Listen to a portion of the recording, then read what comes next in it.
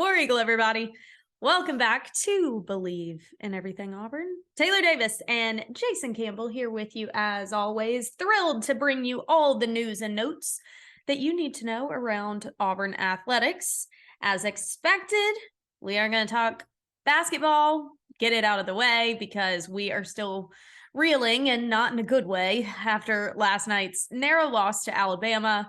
But spring football is upon us on the Plains. The guys have been out in that gorgeous new facility, utilizing that new practice field, getting in work and preparing for fall. So we've got a few updates from that. Media is allowed a little bit of access during spring ball. So we have a few reports that have been coming out. It's definitely preliminary, but we will take anything we can get at this time of year. So we've got plenty to catch you up on. Hope you have had a great week since we last spoke.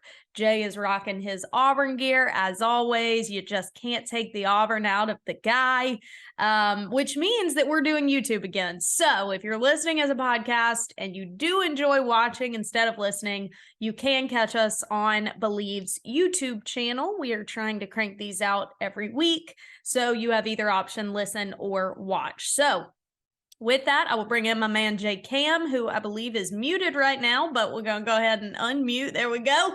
And we'll catch up with you, Jay, because when we start talking basketball, it's going to sting a little bit. But it is spring football. Let's start with that. We'll start on a high. What do you remember about getting back into spring football, being back out there with the guys? It feels very early that they're doing it. I mean, we literally just hit March, but they're out there. You know what you're chasing. You know what you're working for. What do you remember about those days when you were at Auburn?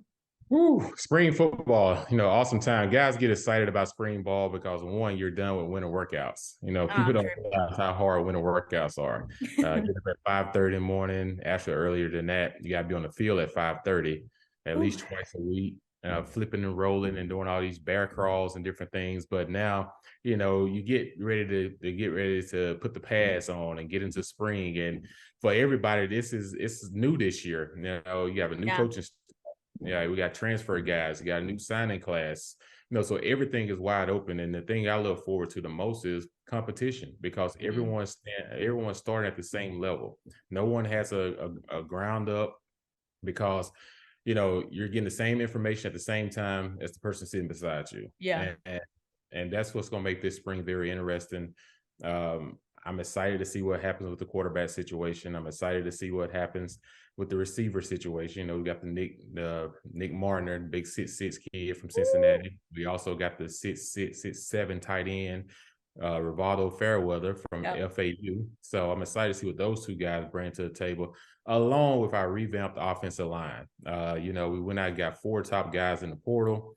And so I'm excited to see how those guys start to gel together. And defensively, we really vamped up on the defensive line. We really anchored by Justin Rogers, but also we got 2 quality linebackers, SEC guys, DeMario Tolan and Austin Keys. So this is going to be an interesting spring, Taylor. And I tell you what, Coach Freeze, he's not the one to play around with when it comes to getting ready for spring ball. So I look forward to seeing what he brings to the table and how the guys respond. I mean, every coach knows the importance of spring, right? But I think for Hugh Freeze and this staff in particular, there is extra emphasis on it because they have to make up for lost time. Anytime you start something new, it's obviously you hit the ground running. But this coaching staff didn't just take on something new. They're having to right a lot of wrongs that have been done in the past couple of years and really get this ship headed back in the right direction. So it's more than just a new coaching staff. It also came with some baggage. I think we all know that. So there's a lot to it for this coaching staff. And, you pointed out on our episode, I guess it was last week, that starting this early was actually not Hugh Freeze's interest. He really wasn't trying to get going this early, but ultimately not up to him. It was predetermined, and you kind of have to play with the cards you're dealt, as is the case with everything that's been going on at Auburn in the past couple of years. And so you take advantage of it when you can. I think that the schedule is interesting that they have a week of practice. They started Monday. They had practice yesterday. They'll be in pads practicing tomorrow, but then they have a week off for spring break. And I think that could be good or bad. It's totally up to the individual players what they do with it, because I think, having the consistency of being back out there and kind of having it for a few weeks and then culminating in the A-Day game, 1 week on and then 1 week off and then back into it again, it might disrupt a little bit of rhythm. But I think it's about accountability, and Freeze is going to get the opportunity to see that in his guys right out the gate. Like, what do you do in these few days of opportunity to be out on the field in front of your coaches with your teammates? And then you have a week to kind of take your free time how you want it and implement what you heard that week and come back fine-tuned so that the coaches don't repeat themselves with that, or you don't. And so I think that in a way, the way the schedule is structured is it's gonna show the staff what they need to start seeing: who is accountable, who is ready to put in the hard work now, and who is going to be coachable. Because at the end of the day, that's what they have to have in a new system. Oh yeah, no doubt. That's the one thing about it. Someone asked me earlier today, I was doing a talk show, and they said, "Hey, how did you feel, as a player that went through different coordinators every year when you was at Auburn, but you had the same head coach? Mm-hmm. How do you adapt to change?" And I said, well, one, you have to be coachable, and then you have to be a person that can't be easily frustrated. I said, Yeah. because it takes time to implement a new system, because it's not just the quarterback that's learning a new system. You got the receivers, the running backs, the offensive line, which is now the defense is learning a new system. So everyone is on the same page. So you, like you were saying, you have to be coachable, one. Two, Yeah. you got to be willing to be a sponge, absorb information, and then don't just be in the room just stubborn, because Yeah. you want to do things your way. Be willing to adapt to change. And I think if these guys can do that, they'll move along a lot quicker, which I don't think is going to be a problem, because Coach Freeze has been very open with them. He's been very, hands-on as far as helping these guys feel comfortable with the new coaching staff. So I think they're excited. They're ready to turn the page and start from fresh. It's a fresh start for everyone. And I just feel Yeah. like the team, is ready to take the attitude of your head coach. I always say that your team takes the attitude of your head coach. And I So think true. Coach Freeze, being the competitor that he is, you're going to see a competitive football team this year. I feel like everyone feels they have something to prove, and that includes Coach Freeze. I think that you would be lying if you said that he doesn't feel that way. I mean, his return to the SEC, his return to the Power Five, his return in a way to Auburn, because he has always, I understand he wasn't here, but he has always had some ties, his friendship with Gus Malzahn, his children going to Auburn, like there have been connections there. And so for him to have this opportunity, for a lot of his coaching staff, where this is the biggest place that they have been, heck, even for a guy like Cadillac, who's coming off the opportunity of being a head coach for a few games, and now he knows his responsibilities are different now. His role is different. The Auburn fan base looks to him for more now. So I think across the board, players, coaches, staff, everyone feels like there's something to prove here, but they know that they have to prove it together. It's no individual, assignment that they're doing. It's no individual narrative that they're trying to correct. Everyone just wants to right the ship of Auburn, but you need all the pieces together to do it. And I think that that's been established from the jump. You mentioned the new system, and you're right. It certainly goes beyond the quarterback. And I've seen a lot of reports coming out of spring ball that they are introducing tempo back to this thing, that Hugh wants to bring a fast-paced, up-tempo offense, and that affects everyone. The defense is sitting here going, I'm winded. I hadn't done this in a while, and y'all are making me go. So the addition of tempo, a whole new system, and like he has emphasized time and time again, there is no depth chart in his mind at this point. There are going to be equal reps throughout spring. Guys at positions, if you have had all the reps in the past couple of years, he doesn't care. Like, you have to show him the same thing that a transfer is showing him first day at Auburn. Like, he has said time and time again, no one here should be comfortable. And the thing is, I believe him. Like, a lot of coaches like to say that because they want to breed competition. But I think he's dead serious. I think he doesn't look at this and go, well, what you did do, it doesn't matter because what you're going to be doing this year looks a whole lot different. So starting now, you are interviewing, you are trying out your experience. It's helpful that you've got it, but it's not going to be the determining factor if you start come August. Right. And the whole objective is not to be liked, but to be respected. Yeah. That's the thing with Coach Freeze. He wanted to make sure the guys respect him and respect all his coaches. And when you walk through that door, your egos better be checked. And that's what you got to look for, because that's it. Let's face it, these guys now they get paid. They're also on scholarship. Everyone kisses up to them because they're the big stars walking around campus. Yeah. And sometimes you can kind of feel like you're that guy. But I always tell them and remind them, guys, the last 2 years we have not had a winning record. Yeah. So there's nothing to walk around with your chest out. There's nothing to make you feel like people should be just running up to you and just owing you anything. I said, you guys need to understand you got a lot to prove. Totally. And you got a lot to go and earn. Like, we've had 2 losing seasons in a row, and we lost a bowl game to Houston in our own state in Birmingham, and in our own state in the city of Birmingham. Yep. I was like, whether we have players not playing or not, it doesn't matter. Like, you got to create a mentality to get back to a winning mindset. And you got to get rid of this losing mentality. You got to let all that stuff go. And that, if I'm Coach Freeze, that's what I'm doing. I'm taking everybody's ego. Like, if you want to be here, it's not going to be easy. You're going to have to earn a spot on this football team, because that's what spring is all about. I want 15 guys that I feel like I'm going to put them through the toughest of times in the spring in hard-nosed situations and see how they react from a mentality standpoint, because a lot of these guys, it's not going to be as physical because quarterbacks can't be touched. Right. Certain positions that they just hold guys back from just, getting into a lot of physical contact. So you're not going to get a lot of that until fall camp. True. But really the first couple of games. So how do you challenge these guys mentally to see like who can adapt to certain situations? Is you just put them in some of them.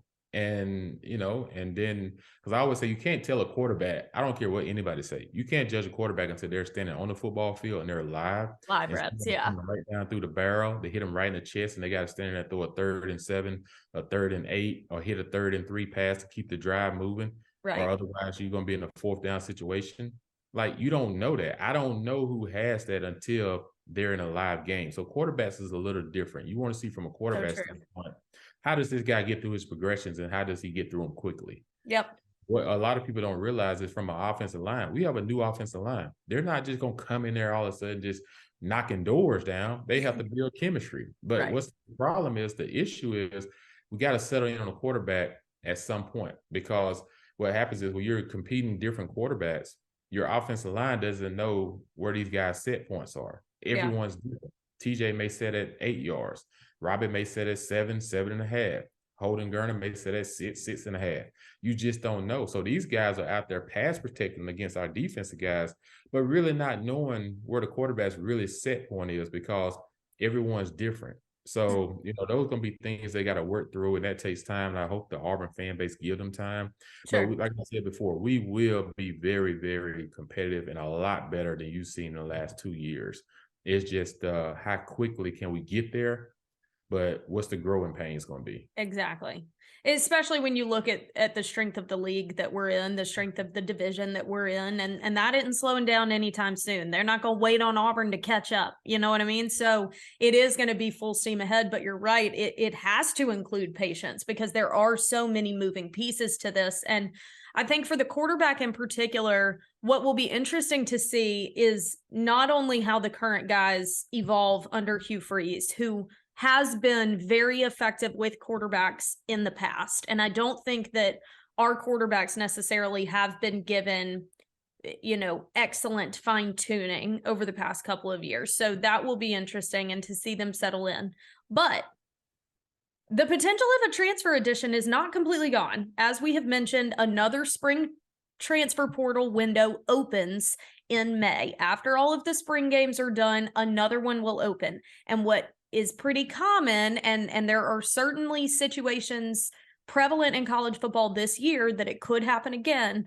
A lot of these guys that are still with their former school, go through go through spring ball, get to their spring game, and kind of see where the coach is leaning. And if it's a backup situation and there's a prominent competition going, and it seems like the coaching staff has kind of focused in on one guy, that backup may go, hey, I'm not going to stick around here to be a backup all season. I've seen what I needed to see from spring. I'm going to go elsewhere. So while it's not the ideal situation, because as a coach, you would love to have your quarterback in spring ball, there is a potential another name gets added when all is said and done. There are a lot of prominent programs, Ohio State being one of them, that have several viable quarterback options. And by the end of spring, if one of them doesn't feel like it's going to be their opportunity, they very likely could enter the portal after. That is the plan of a lot of guys, especially in Power 5 programs, to kind of test the waters with their respective school first and then enter the portal. So that is something that they could be dealing with. And I think some people are confused, Jay, and maybe you can enlighten us here. TJ Finley is participating in spring, and I think everyone has been under the assumption that he was gone. He was not with the team the last few weeks of season. He's been kind of in a MIA, but wasn't officially a transfer. So I think there's been some confusion, myself included. Now there's reports that he and Robbie are getting a lot of reps, and then Holden Garner and walk-on Sawyer Pate kind of after those two. Do you have any insight into what that's about?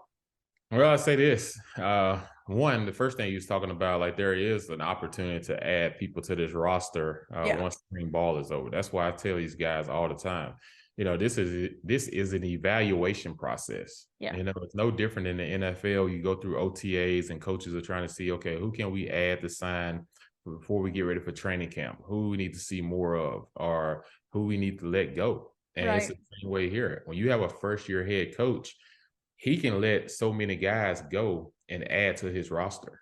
After year one, he can't.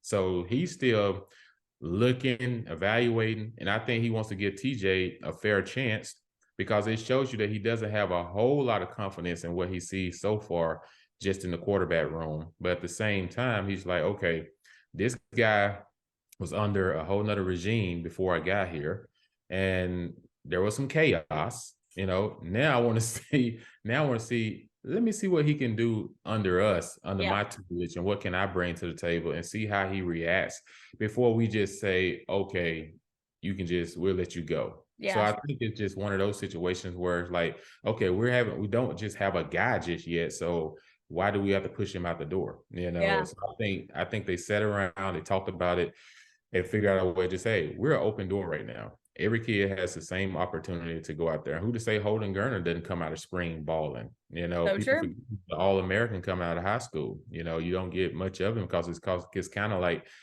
out of sight, out of mind. But at the same time, like, this is a room that's still developing. So we don't have all the answers just yet, but it just goes to show you where Coach Free's mindset is right now with the quarterback position.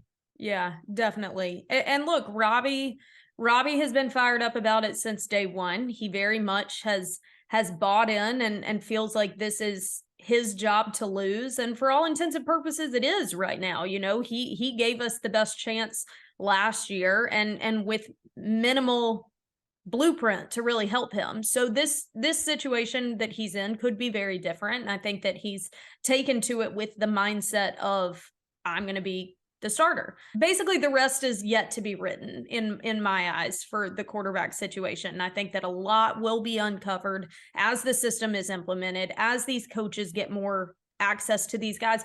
And you know what I think is interesting? I was reading a lot of reports coming out of spring.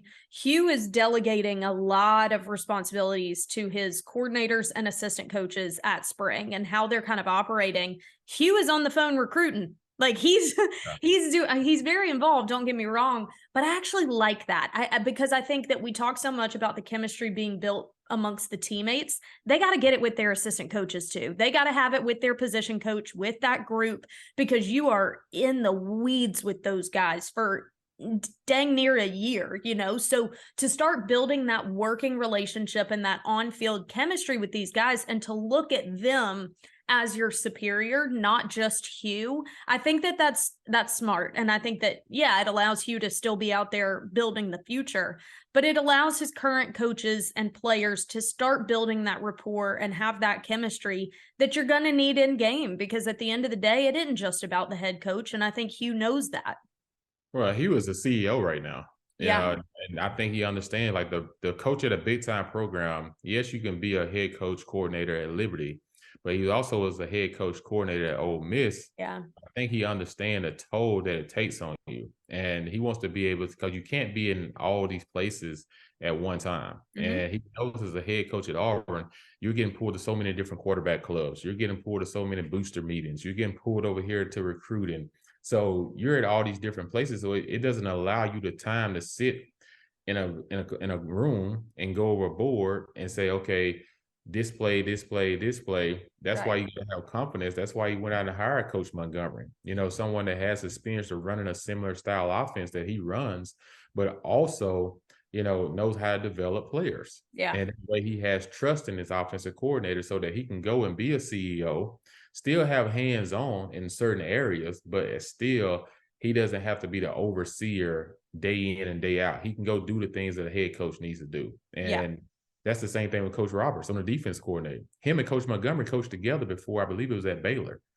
So these two have a history together. So when practices are being organized, if Coach Freeze can't be there, you're not going to miss a beat. Yeah. Because these two guys understand each other. So they know how to say, Coach, give me a 3rd and 2 situation. Give me a Sam Mike blitz, with the backside end dropping. Yep. And he'll be like, okay, I got you. And that way, just so they can see stuff. It's chemistry that goes with coaching. So true. That's why I was never really sold. Like, once Harsin was hired and he brought in Bobo and then he brought in Coach Derek Mason, I was just kind of like, where's their chemistry going to be at? Yeah. They haven't coached together. You know what I'm saying? Like, it's one thing for me to know you, but if we haven't coached together at some point or have some type of feel, you running similar things that I like to run, then I get it. But in those positions, you better have some type of chemistry when it comes to head coach, OC, and defense coordinator. Oh yeah, that was disjointed from the start. We all knew that. But I really like the way they're structuring this so far. So again, they will have another practice tomorrow. That is Friday. They will be in pads for that. They are off next week for spring break, and then they return. The first scrimmage will be March 17th. And then again, spring ball culminates with A-Day, which happens on April 8th. If you are considering going, tickets are on sale now, so make sure you grab them. Jay, I'm inclined to ask you specific guys, but if you also want to say a position group, be my guest. Who do you think has the most to gain from spring ball? And if you want to go one on each side or whatever. But I think that while it's important for the entirety of the team, it's important for the coaching staff, it's important for everyone to kind of get their legs under them in this whole new thing. But if are a couple names that you think, hey, for them, it starts right now. They show something right now and it sees itself into fruition come season. Who are those guys for you? Ooh, one that comes to my mind is Kendrick Falk. Okay. The reason I say Kendrick Falk is, he was our first 5-star recruit we've signed since probably Derrick Brown and Marlon Davidson. Yeah. The thing about him, he's big, he's tall, he's long. And I think him being an early enrollee in January, I think helps him get ready for the fall. I think if he didn't sign in December, show up in January, I think it would have been hard for him to come in June and July and be able to give the value that he's going to be able to give us this year. Yeah. Coming in early, he's able to get stronger. He's able to get in the weight room. He's able to get acclimated to class. He knows where he's at, where he's going. It gives him a whole spring to be able to study film, become better before going into summer practices. So I think he's a guy that can help us defensively in that Derrick Hall position type position. Okay. I'm interested to see really, how does Jalen Simpson come back this year? Okay. Because you have Nehemiah Pritchett, you have, DJ James. Yeah. But Jalen is a guy that they've been dependent on for years to be that corner. So how does he fit in, coming in, rotating with those guys? And then you look at Keontae Scott. Keontae was a highly touted corner that came out of JUCO last year that played a lot of nickel for us, and I expect him to be the starting nickel this year. So from Sure. a depth standpoint, our secondary should be loaded. So Yes. we should get our hands on some balls this year. We should really make some plays on the back end because we can alternate guys in and out. So if teams like to go 5 wide or 4 wide, we can match up. So true. So I'm interested to see how these guys adapt to Coach Roberts' defense from a coverage standpoint. The one Yep. guy I want to see dominate is Justin Rogers, the Kentucky transfer, because he's a big guy. He's up front, he's going to draw double teams. So that's going to allow some of our ends to be freed up on tackles to be able to rush the passer. So I want to see how he does coming out of spring and the energy level, because, he could really be an anchor for this defense this year and kind of get this thing going fast. Definitely. And it's going to be needed. Look, I think that this spring and even fall camp are going to be the most competitive in the trenches that we have had in years, Jay. I mean, like, there are guys that have been on this roster for several years, have several games under their belt, and their job's in question. I mean, that's just going to be the nature of the situation. And I think for veterans, their eyes have been opened a little bit, even in this first couple of days. I saw a lot of positive feedback about Jeremy Garrett, the D-line coach, and how active he's been and showing guys stances and coming off blocks instead of just pointing to tape. Like, there's a different energy level because the trenches are going to be competitive. There is depth, there are numbers, and that hadn't been the case. Gracious alive, think about spring last year, how many injuries we had. We were like, well, this offensive line is going to be makeshift until fall camp because everyone's freaking injured. That ain't the narrative this year. So I think that everyone in the trenches will level up a little bit because competition for them starts now. But a name that I have penciled is Camden Brown. I think that he has so much to show, so much that honestly he did show last year, but it was just not able to be acknowledged because of so many other things we were lacking. This kid has the makings of an incredible, reliable target. But you bring in a guy like Nick Mardner, like you mentioned, who's listed at 6'6". His size and length is something we hadn't had in a while. But Camden's a little thicker. Camden's got mobility and aggressiveness, and I think that he could be one that you aren't going to get him on first contact, and his yards after catch. Like, Nick Mardner may be your back of the end zone 50-50 ball guy. Camden Brown may be your yak guy. So I think that this is a time for him. He gave a tease last year, and unfortunately no one could even really examine it for what it was because of we got bigger fish to fry, kid. The offensive line, the quarterback, like, we're struggling. This could be a breakout season for him, and I think that he will put coaches on notice if he starts that now. So that's mine. I would give honorable mention to Damari Alston also. Okay. I like your two picks. I like it too. I like Camden for one big reason. He wears 1.7. Oh, there it is. the other reason is you talked about Nick Mardner. Nick Mardner is a tall receiver that can show a young Camden Brown how to use his body and size against some of the better DBs that he's going to face this year. Very true. I like those two tandems together. You put both of those guys outside, you got 165 on one side, another 6'5", 6'6" on the other side. Yep. And then you got your guys on the inside, like your Malcolm Johnsons and your Javaris Johnson. Like, you got those guys. Like, this could turn out to be a dynamic passing game. I think so too, especially considering it felt like an area with so many question marks in the past couple of seasons. Going into fall, it could be a position group that we have a lot of confidence in. So that, especially with a quarterback situation that has a little bit of question mark, that receiver group can provide a lot of confidence for whoever's back there. So very exciting that football is back on the plains in any capacity. So we will continue to track all of the action coming out of spring ball, and we'll keep you posted on all of it as we get closer and closer to A-Day.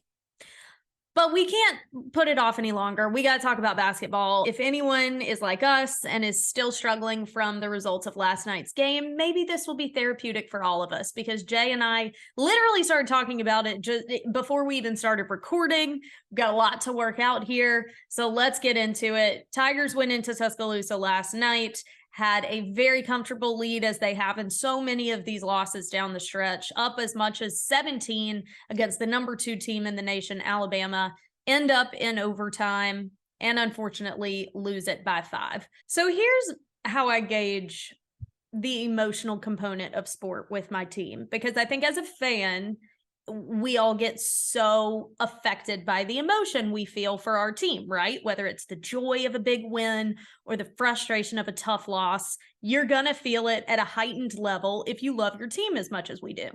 But what I gauge it is a coach's response. If it's a coach that I think has a good head on his shoulders, and I think that Bruce Pearl does.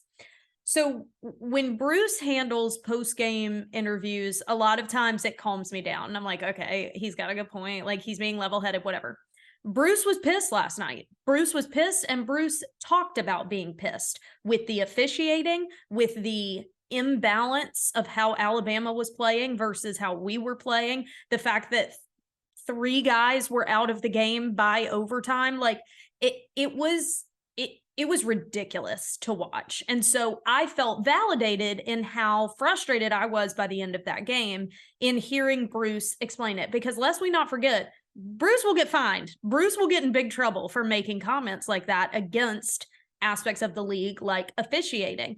But it comes to a point when you're a head coach that if you are continually seeing injustice, you are doing your players a disservice by not talking about it. So you kind of bite the bullet and just take it, which clearly he finally got to the breaking point, and I don't blame him. Now, here's the thing.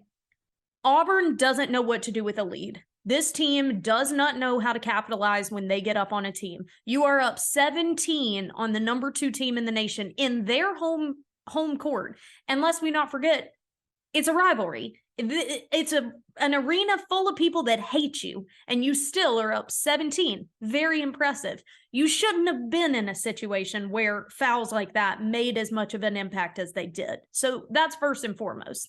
But the situation with Janai Broome that eventually led to a couple Alabama players being ejected, but certainly was a swing of momentum and an impactful piece of the game and took out our starting center, was one of the worst handlings by an officiating crew that I have ever seen. They fixated so much on the Alabama players that left the bench that, in my opinion, they completely overlooked what actually happened that led to the scuffle on the court. Quinterly knocked Janai Broome out of bounds. Janai is literally laying on the ground. His arm is like stuck on Quinterly. He doesn't have him by the jersey or the arm or anything. His arm's just still up with him. Way out of bounds, Quinterly throws the ball at Janai to knock it back out, stands over him talking, saying God knows what.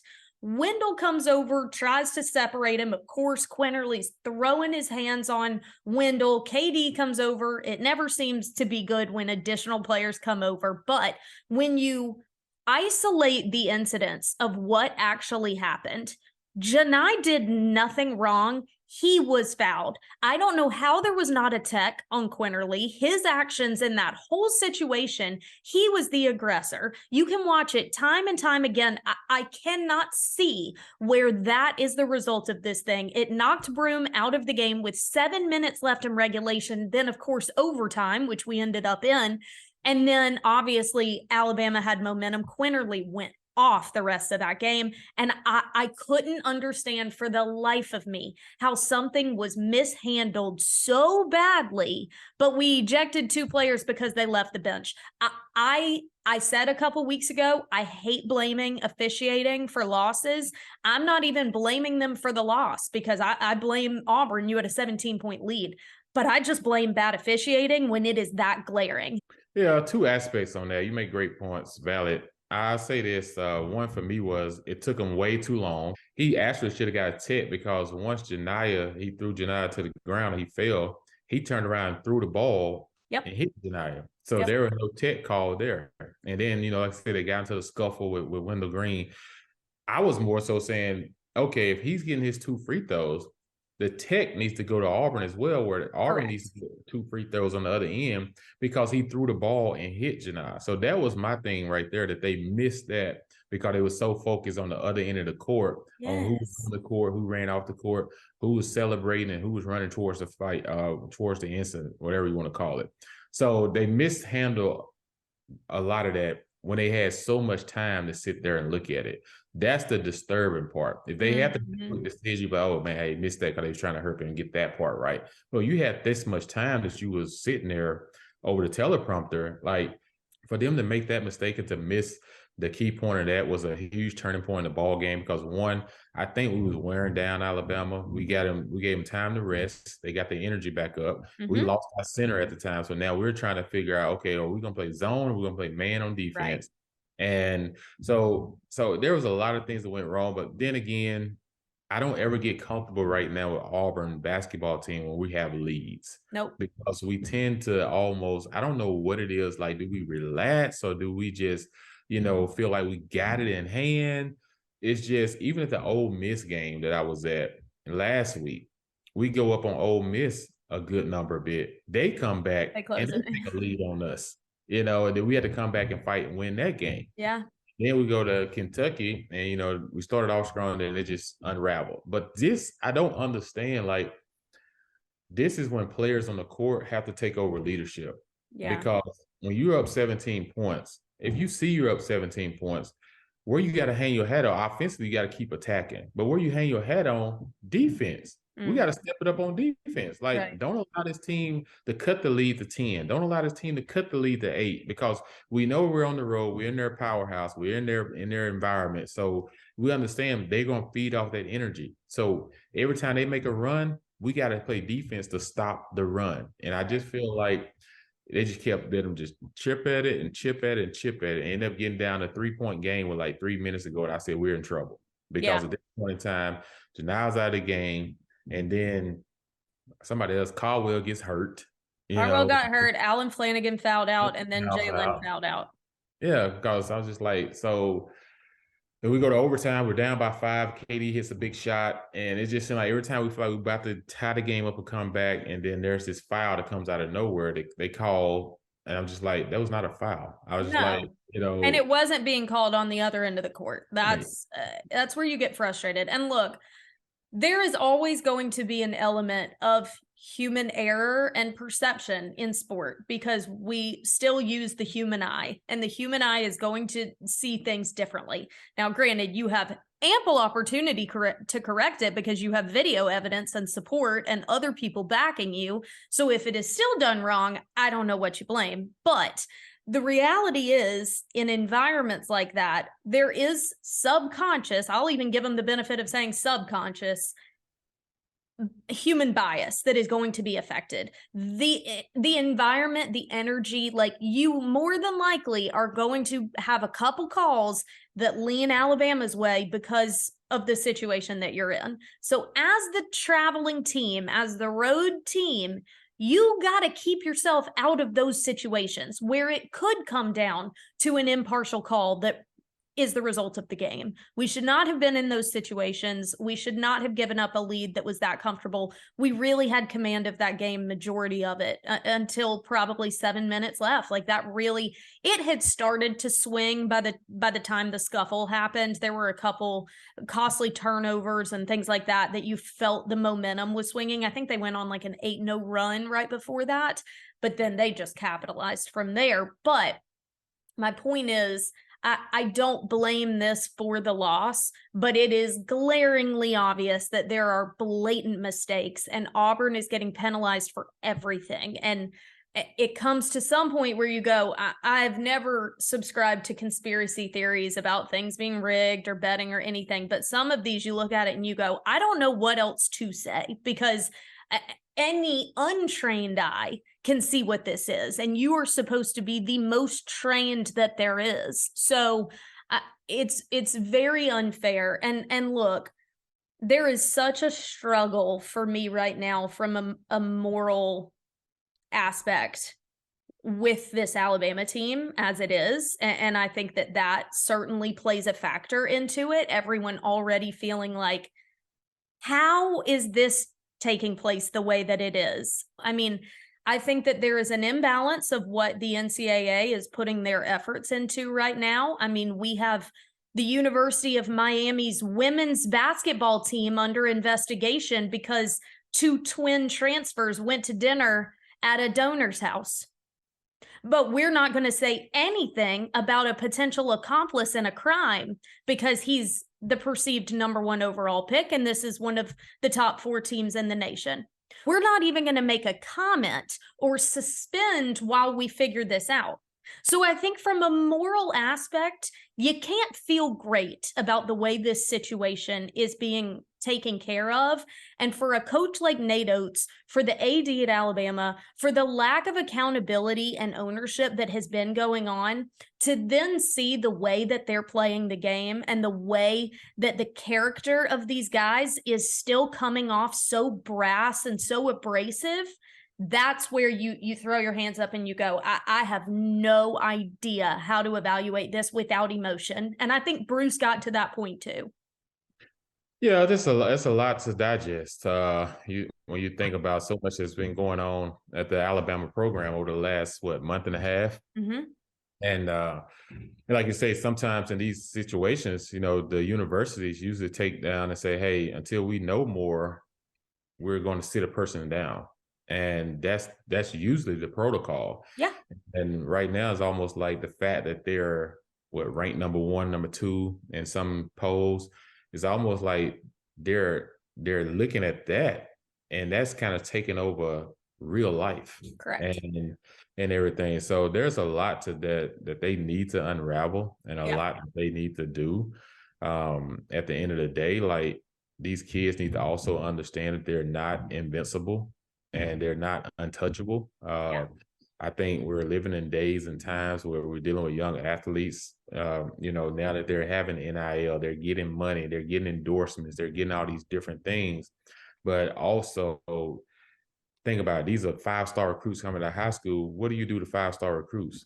You build them up, you pump their heads up. You give them all kind of, you're the greatest thing since sliced bread. You're this, you're that. So then all of a sudden, once they get to your campus, they feel like they the man, they own everything. That's what they expect. Feel like that's what they expect. So when they come into situations where they're denied something, or someone tells them no, or something like this, they don't know how to handle it. Why?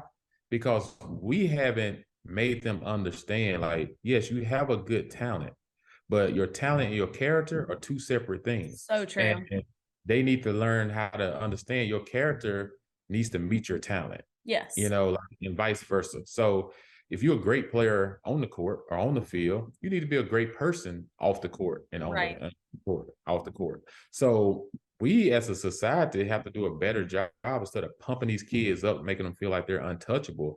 Sit them down and make them realize, like, guys, your decisions and your choices that you make can have a very effect, not only just you, the people around you as well. And we've seen incidents now, the last 2 things that have come across TV, at Alabama and at Georgia. Yeah. Which is another sad story on top of a sad story. You start to hear other things that are happening in that situation. And it all comes back to, decision making, and all comes back to putting yourself around people to say, no, we don't need to do that. No, we don't need to do that. Like, understanding, being told no sometimes helps you grow more in life than someone saying yes to you all the time. Right. And I think in these situations, man, we have got to, as a whole, these schools, these NCAA, everybody's got to start looking at this and be like, hey, how can we start to hone in back these programs and hone in back on these players, and making sure that we're teaching them life skills and not just give them everything they want because they can go out and play a sport to a high level. Yeah. Because at the end of the day, these are going to be grown men, they're going to be grown women, they're going to be mothers, they're going to be fathers. At the end of the day, longer than they are players. Yeah. So what are we teaching them in life? I feel like we're failing these kids in life skills. Like, there's no classes that's teaching them life skills, like, on these campuses right now. Like, there's nothing where someone comes in and you allow people to, like, talk to them. And, like, I'm not just talking about talk to them, I'm talking about, like, dive in and be real with them. Sure. Like, let them understand and everything. So until we get to that point, we're going to have some of these incidents that are just bad, that just shouldn't happen. Yeah. And that's what we got to get to, because, like, examples has to be made, and you have to make those tough decisions. It doesn't matter if you're a best player on the team or it's the person that you feel like,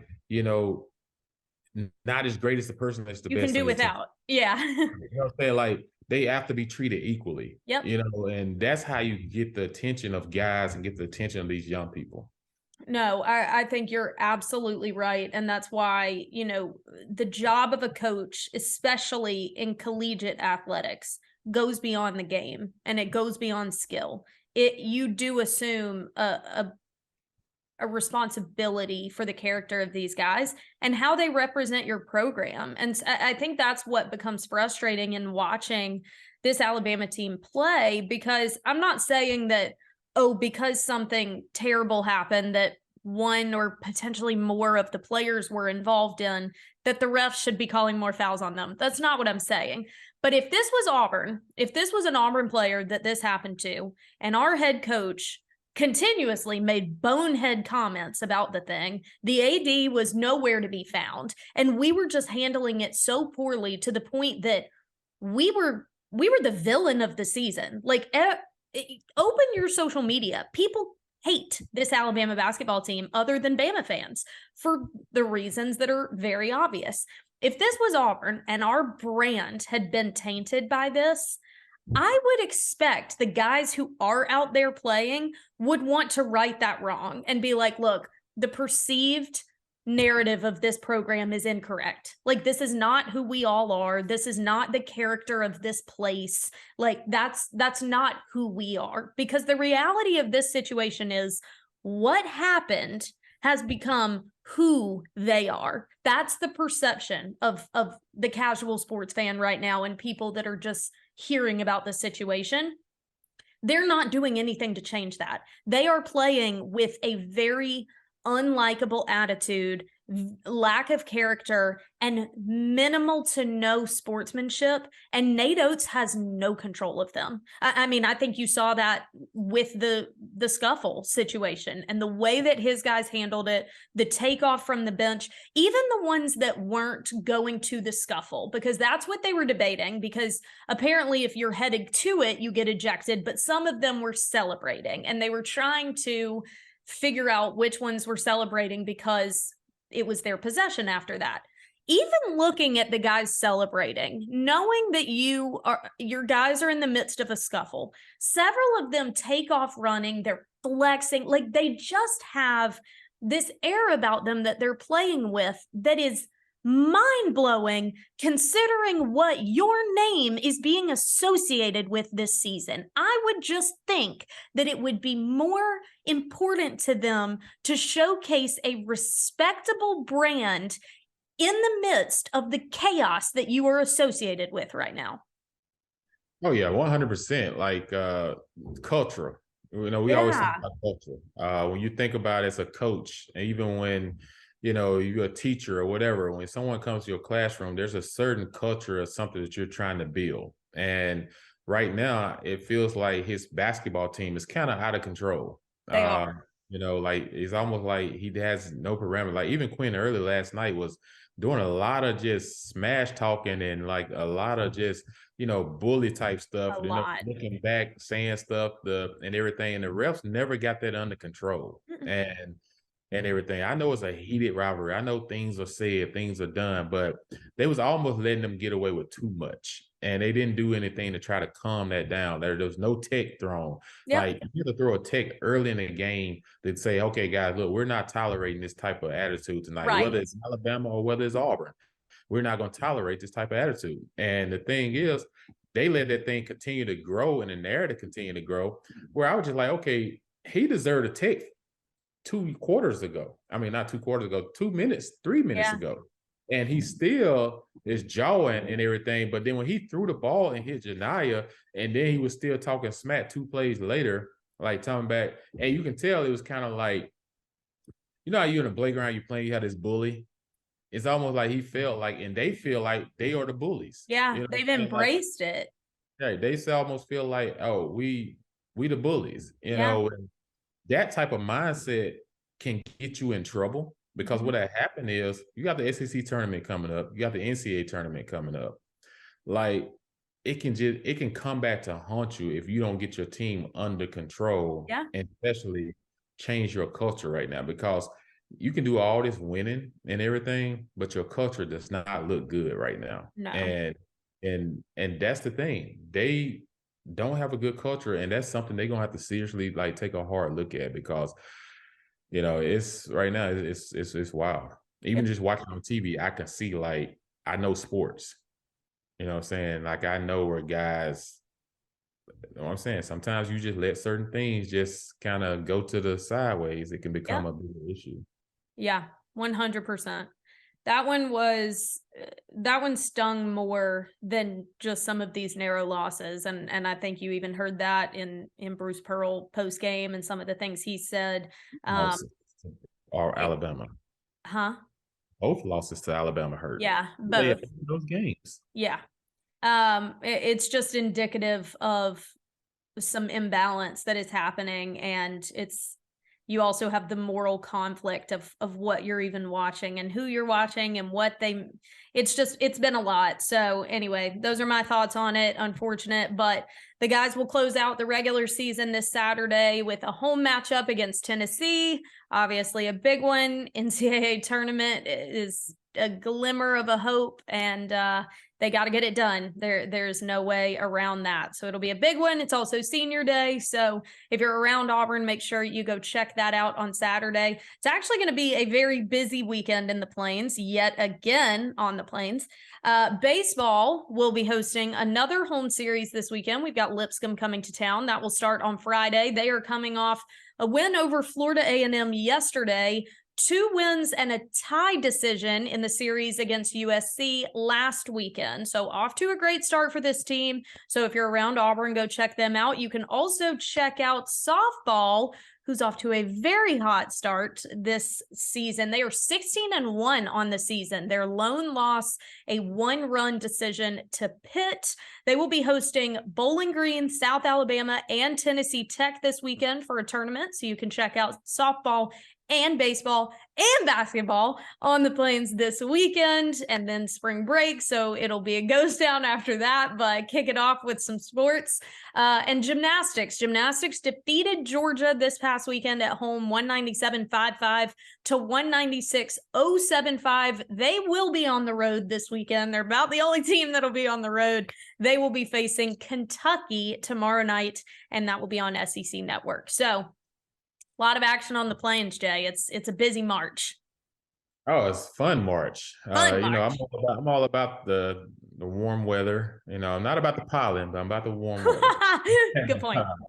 And I just feel like, right now Auburn baseball is in a good place. Mm-hmm. I really do. They have some really, really good young talent. Even Auburn softball is in a good place. Yeah. Gymnastics is in a good place. Yeah. Football is turning around to get in a good place. Yep. So there's a lot of positive things going on.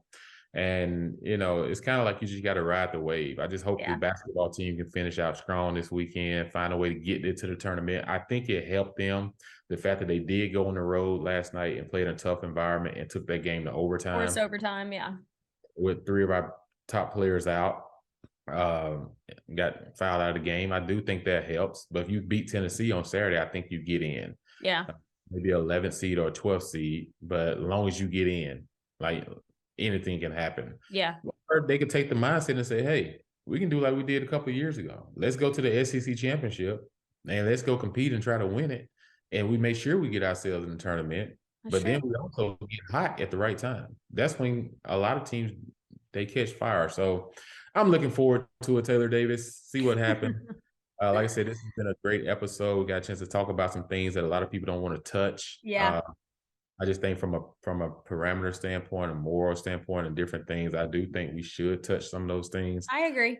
And everything, like I said, we talked about it in depth and understand as a society, we all need to do better. And everything, and stop, treating these kids like you can't tell them no because you're scared they're gonna cut you off and all this type of stuff. Like, we can't do that. Like, hurting them more than we're helping them. So let's continue to strive, continue to do what we do. We'll continue to give it to you on Believe in Everything podcast. And Taylor Davis, she never slows down. She got SF this weekend. We also got the combine. We got 5 Auburn guys in the combine right now. I think So 6, actually. I had pulled it. Derek Hall, Echo Leota, Colby Wooden, Owen Papo, Tank Bigsby, and Anders Carlson are all there. So we actually have 6 guys. Thank you for reminding me of that. It actually started today for linebackers and defensive line. So Hall, Wooden, Leota, and Papo all showing out today. Anders Carlson will go tomorrow, and then Tank will round things out on Sunday with the running backs and offensive line. So thank you for reminding me of that, because those guys are certainly stepping into the next level and beginning that with the combine, which is always exciting, getting closer and closer to the draft come April. So always exciting things. And yes, there's just so many levels, to sports right now, and collegiate athletics, and you welcome that in with a lot of the changes that we've implemented, both good and bad. But if you are in a position like we are to discuss it, you can't turn a blind eye to the things that are uncomfortable. So Jay and I are very true to our own feelings and opinions about things while still just presenting the facts. So we hope that our listeners resonate with that. And we hope that you come on back next week, because we will have another riveting episode of Believe in Everything Auburn. We'll continue to get some guests for you as we climb through spring ball and everything that happens in and around Auburn athletics as another school year gets closer and closer to closing out, which is crazy enough. It has been quite a few years since we graduated, Jay, but feels like yesterday. So I remember spring on the plains. It's always a lot of fun. So anyway, thank you so much for listening, everybody. Hope you have a fantastic week. Until we talk again, War Eagle. War Eagle.